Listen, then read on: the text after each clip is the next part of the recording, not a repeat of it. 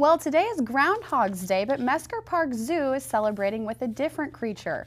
Today, the zoo celebrated Groundhog's Day with hedgehog. Mesker Zoo Marketing Director Charlotte Rosner says Groundhog's Day was actually derived from Hedgehog Day. This year, we're taking this to a new level and being very authentic about the day. We're doing Hedgehog Day. And the cool thing about Hedgehog Day is the actual origins of Groundhog Day are derived from Hedgehog Day back in the Roman Empire. So I think that's really neat how we're actually being more authentic than the groundhog and going with the hedgehog. If you were counting on Puxatawny Phil, count on 6 more weeks of winter as Phil saw his shadow this morning. Remained at Tri-State Towing until February 3rd, at which time Sterling Credit Union repossessed the truck and had it towed to their lot. It has been on the lot since February 3rd. The truck bed cover was locked during all of these contacts. No law enforcement ever got into that because it was locked. The tow yard employees never got into it because it was locked, and the bank employees had not gotten into that area because it was locked until today. When they opened that up, they did discover human remains in the back. And again, we're not going to release any information as far as identity. We haven't been able to identify the body positively or anything like that. So that is the timeline for the truck going back to January the 10th.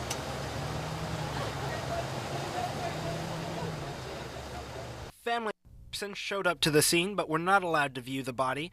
Police transported the body in the truck to be processed by a crime scene unit. The family of Fulkerson said that they have suspected foul play from the beginning and that they also believe that the Evansville Police Department were lax in following up on their complaints. Don Fulkerson, Richard Fulkerson's brother, said that the Evansville police would not even listen to any of the evidence he said he had. The whole time we have suspected this. There's foul play in this. Something's not right. There have been issues between them, and all kinds of issues. And I've called the detective the lead detective. He said, well, if your brother turns himself in, then maybe we'll do something about it. We'll listen to all your voicemails that you have. XSI will keep you up to date on the story as it develops. Reporting for Access USI, I'm Jeff Wicke.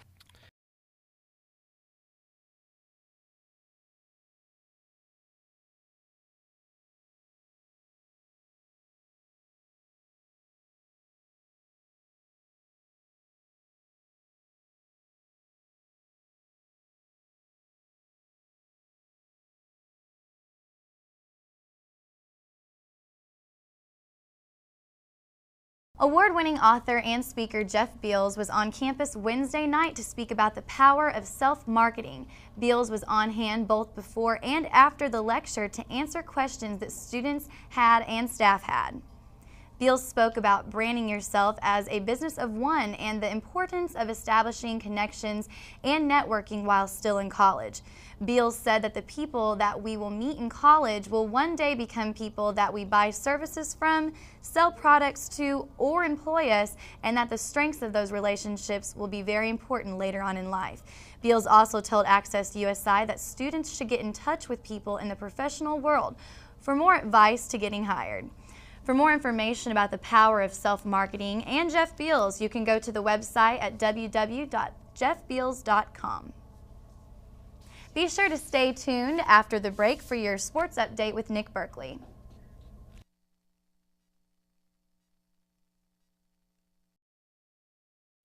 A USI student is hoping to win the wedding of her dreams. Melanie Mundi and her fiance Daniel are one of 5 finalists in a contest sponsored by E! Entertainment Online in the movie The Vow. The $25,000 grand prize includes the wedding gown and up to 5 bridesmaid dresses, the couple's wedding bands, registry gifts from Bloomingdale's, and a honeymoon in Los Cabos. To enter the contest, the couple had to submit their vows, and people can vote on which ones they like the most. Melanie said that neither her nor her fiance come from money, so winning the contest would mean she would be able to invite her whole family and could have the wedding she has always dreamed of. Melanie also told Access what she thinks sets them apart from the other couples in the contest. I've had a lot of medical issues, and the in sickness and in health definitely rings a bell. Daniel stood by me through everything. I had a seizure last year, and he drove me around for 6 months and to and from campus, to my doctor's appointments and everything. And then also I had a brain tumor and brain surgery, and he was there after my recovery process, and they found out that I may not be able to have children, and he's adopted, so he's totally fine with me not having children. Voting for the contest ends tomorrow. To see the couple's vows and to vote for them, you can go to eonline.com/thevow. USI had the honor of hosting Professor Michael Omolowa on campus today. Omolowa was a United Nations ambassador for Nigeria and is deputy chair for the governing board for the Commonwealth of Learning in Vancouver, Canada. Omolowa spoke about education in his native country of Nigeria. He detailed a short history of what it was like before the integration of the Western education system and how the Nigerian education system is struggling. The Director of Social Justice Education, James Dickerson, said that we as people must be aware that we are no longer living in just one country. One country to one culture, there's a ripple effect that happens, and that as academics, as students, as social workers, we have to be aware of these things, and we felt it was very important to bring that to the students of USI.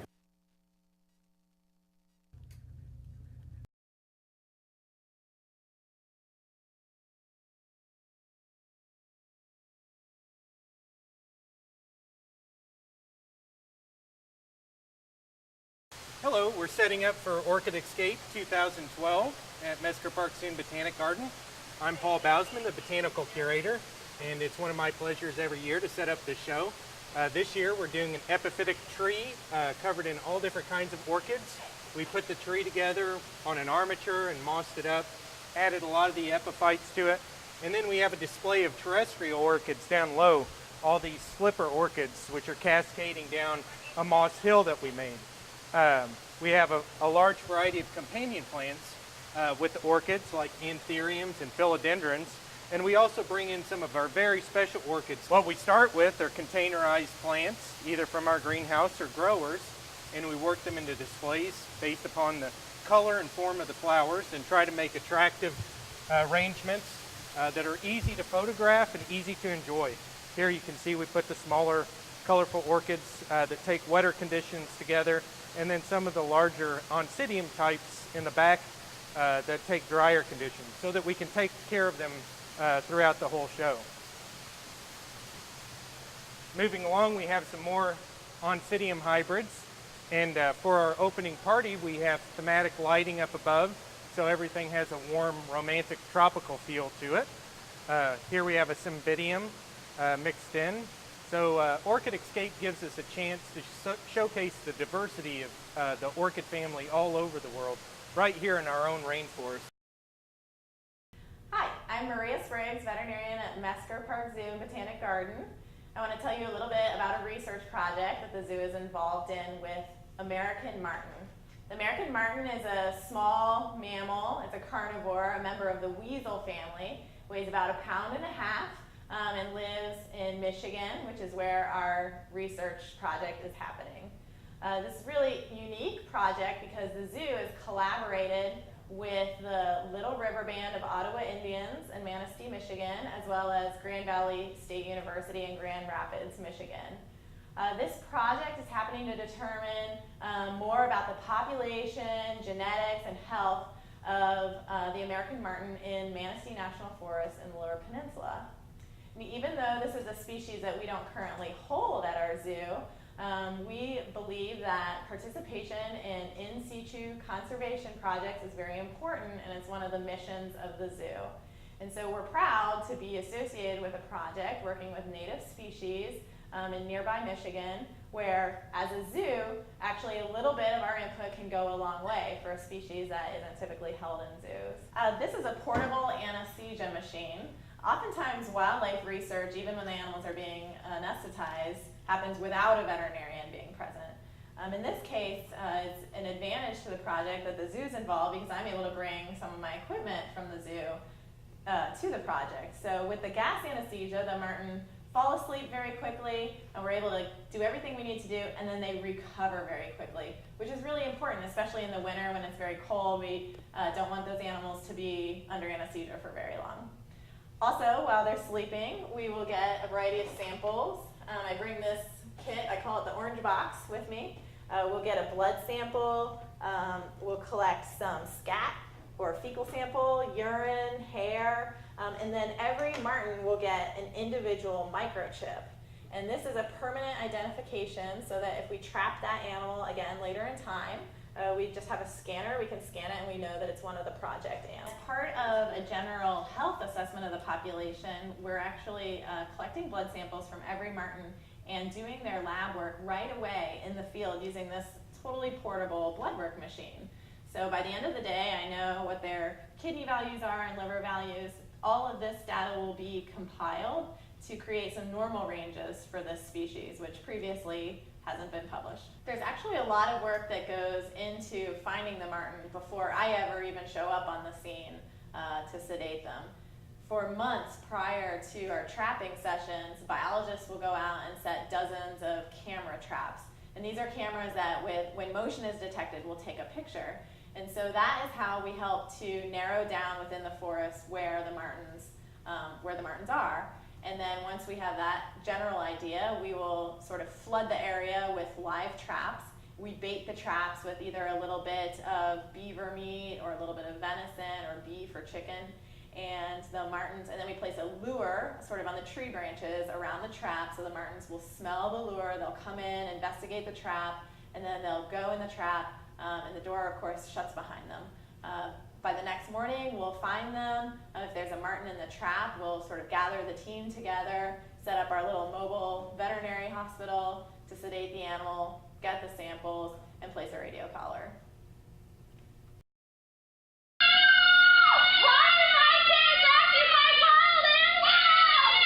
Mesker Park Zoo is the perfect place to get your family out of the house and let your children get up close and personal with over 700 animals from around the world. Family memberships start at $59. Members enjoy benefits such as free admission to the zoo, free tram rides, free admission to boo at the zoo, and priority registration for zoo camp. Mesker Park Zoo, Evansville's wild side. That's better. Time for a nap.